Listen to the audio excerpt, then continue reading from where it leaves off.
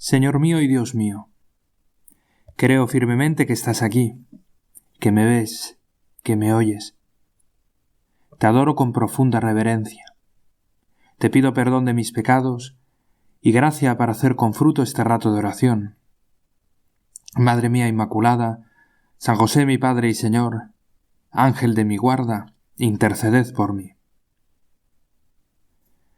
Recuerdo que de pequeño sentía una cierta atracción por los villanos de las películas. Ya sé que suena raro y que a ti a lo mejor no te pasaba, porque en general supongo que a los niños les gustan los héroes, los buenos. Pues no sé, a mí de pequeño me parecían más interesantes los malos. Blancanieves, la reina bruja. La Cenicienta, la madrastra.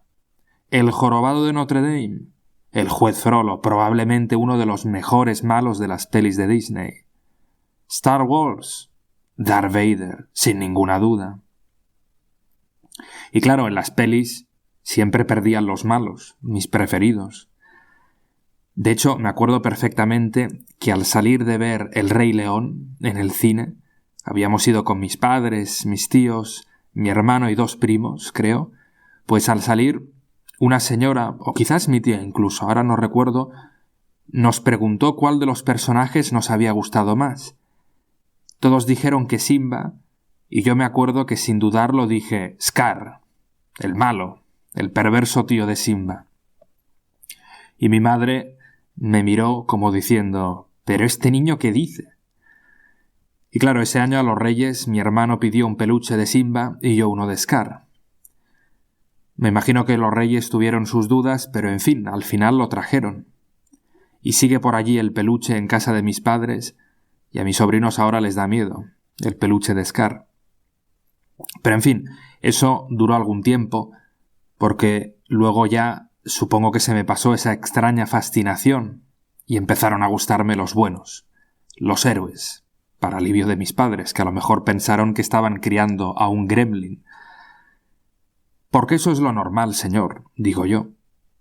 Nos gustan los buenos, nos gustan los héroes, nos gustan los finales felices. No solo nos gustan, sino que los necesitamos. Parece como si tuviéramos necesidad de saber que al final el bien triunfa, que el protagonista de una historia pues puede ser imperfecto o limitado, pero que al final le sale rentable ponerse al lado del bien. Tenemos necesidad de finales felices, de saber que al final las cosas terminan bien, que las historias tienen un sentido, que hacen que valga la pena vivirlas y recorrerlas y disfrutarlas. Es verdad, también nos gusta, quizás a ti también te pase, ¿no?, la adrenalina de no saber cómo terminará una historia y por eso evitamos los spoilers. Pero al mismo tiempo quisiéramos saberlo, ¿no?, porque solemos desear que terminen bien, de un modo que entendemos que es bueno. Conozco a una persona que cuando compra un libro lo primero que hace es leer la última página. Spoiler total, ¿no? Y la gente se lo dice. Y él dice que por el final sabe si le vale la pena leer la novela o dejarla estar. Pues pienso, Señor, que hoy, domingo 34 del tiempo ordinario, solemnidad de Cristo Rey, lo que celebramos es precisamente esto. Porque hoy la liturgia de la palabra de esta solemnidad nos hace un spoiler mayúsculo. Porque tenemos necesidad de los finales felices. No solo eso, sino de saber que son posibles, incluso de saber que existen. En la primera lectura, el profeta Ezequiel recoge este oráculo. Buscaré las ovejas perdidas, recogeré a las descarriadas, vendaré a las heridas, curaré a las enfermas. A las gordas y fuertes las guardaré y las apacentaré como es debido. Y a vosotras, mis ovejas, así dice el Señor, voy a juzgar entre oveja y oveja, entre carnero y macho cabrío. Y en el Evangelio, tú mismo, Jesús, te expresas con palabras semejantes. Dices así, cuando venga en su gloria el Hijo del Hombre, y todos los ángeles con él, se sentará en el trono de su gloria, y serán reunidas ante él todas las naciones. Él separará a unos de otros, como un pastor separa las ovejas de las cabras, y pondrá las ovejas a su derecha y las cabras a su izquierda. Y así es, Señor. La historia del mundo, la historia del cosmos, la historia del universo, la historia de los hombres que Dios Padre creó, esa historia en la que tú mismo, Jesús, participaste, esa historia en la que tú te insertaste como uno de nosotros, esa historia en la que nosotros estamos metidos, esa historia formada por las historias de cada uno de nosotros, esa historia tiene un final. Y el final da sentido a las historias. Las buenas historias tienen buenos finales.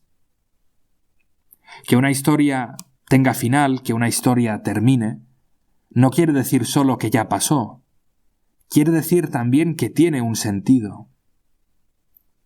Un mal final, un final no pensado, una novela interrumpida sin final o con un final así improvisado, es una historia a la que le falta algo que le dé sentido total. Y de hecho, cuando el final es bueno, recuerdas la historia y percibes cómo el escritor ha ido haciendo converger todo hacia ese final. Y puedes volver incluso a leerla una y otra vez, viendo y descubriendo nuevos detalles. Cuando el final es malo, o cuando no hay final, no vale la pena releer. Cuando una historia tiene sentido, entonces puede valer la pena recorrerla, disfrutarla, porque es un camino que lleva a un sitio. Y eso celebramos hoy, Jesús.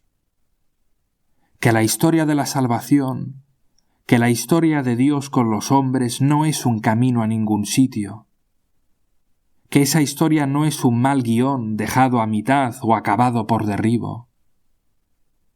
Y eso me dice Jesús, que también mi historia personal, mi historia contigo es algo con un sentido, un camino que lleva hacia un buen sitio, hacia un buen final.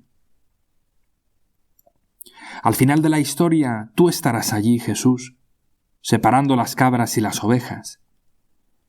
Un modo de decir, muy parecido al del profeta Ezequiel, que allí tu Señor harás descubrir a cada uno de nosotros el sentido de toda la historia y el sentido de mi historia. Que la historia en mayúscula y mi historia no es algo dejado de tu mano, sino algo que siempre ha estado bajo tu cuidado, aunque yo a veces no me haya dado cuenta. Allí me darás luz, Jesús, para comprender que toda la historia y que mi historia ha sido un camino con sentido, un guión digno de Oscar, un camino que lleva a un buen final, una historia que ha valido la pena recorrer. Al final, tú, Señor, darás a cada uno lo que le corresponde, lo que ha buscado libremente. Harás justicia, porque eso es la justicia, dar a cada uno lo que le corresponde. Y hacer justicia es la labor clásica de los reyes. A veces pensamos en los reyes como en seres todopoderosos, ¿no? Con muchísimo poder, señores que dominan. Y claro, es lógico celebrarte a ti, Jesús, como el gran rey, como el señor de la historia, como el gran guionista. Pero en la Edad Media, así me contaba un profesor de derecho medieval, yo no lo sabía, pero él me contaba que en la Edad Media los reyes fundamentalmente administraban justicia. Ese era su papel. El papel del rey era administrar justicia. O sea, decir a éste, tenías razón, sí, esto es tuyo, estabas en lo cierto. Y eso harás tú, Jesús. Y para que no nos olvidemos de esto, nos haces un poco de spoiler con esta solemnidad de hoy. No fuera a ser que alguien se desanime antes de llegar al final. Nos dices que hay un final, que vale la pena seguir leyendo porque hay un final bueno, un final feliz, un final que confirma el sentido de la historia del mundo, del cosmos, del universo, y de nuestras historias personales, la tuya, la mía, la de tantos a quienes queremos y que nos han precedido. un final donde estará nuestra Madre María. Abogada nuestra la llamamos en la salve, porque en todo juicio necesitas abogado. Y al final ella allí estará, intercediendo por nosotros. Te doy gracias, Dios mío, por los buenos propósitos, afectos e inspiraciones que me has comunicado en esta meditación. Te pido ayuda para ponerlos por obra. Madre mía Inmaculada, abogada nuestra, San José mi Padre y Señor, ángel de mi guarda, interceded por mí.